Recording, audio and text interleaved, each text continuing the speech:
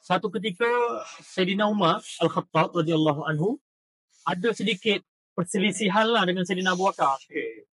Ada selisih pandangan dan sampai satu tahap Sayyidina Umar mau panggil tak nak maafkan Sayyidina Abu Bakar. Dan Abu Bakar dah minta maaf. Wahai Umar, aku salah. Jadi Umar kata aku tak salah. Umar tak banyak.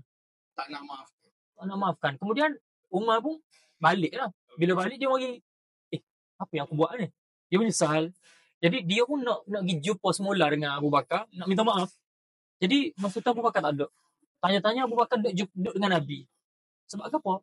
Abu Bakar pergi jumpa dengan Nabi Rasulullah. Aku ada masalah khilaf dengan Umar. Aku salah Rasulullah. Tengok Abu Bakar. Jadi Umar pun mari duduk jumpa Umar pun mari. Bila Umar datang kepada Nabi sallallahu alaihi wasallam, Abu Bakar ada kat situ. Jadi Nabi dah tahu dah. Dua orang ni tengah ada khilaf. Aku meruh muka Nabi.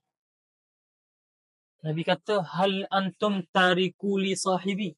Hal antum tariku li sahibi? Boleh tak mu tinggal sahabat aku? Boleh tak mu tinggal sahabat aku? Apa Nabi kata gitu? Nabi ingat ke balik. Ketika mula-mula aku diutuskan, puak-puak mu kata, kadzab. Puak-puak mu pakat kata belakang, menipu. Abu Bakar kata, sadaqat. Kamu benar. Ketika mana orang pakat tak say sign dengan aku, Abu Bakar mari kat aku. Abu Bakar.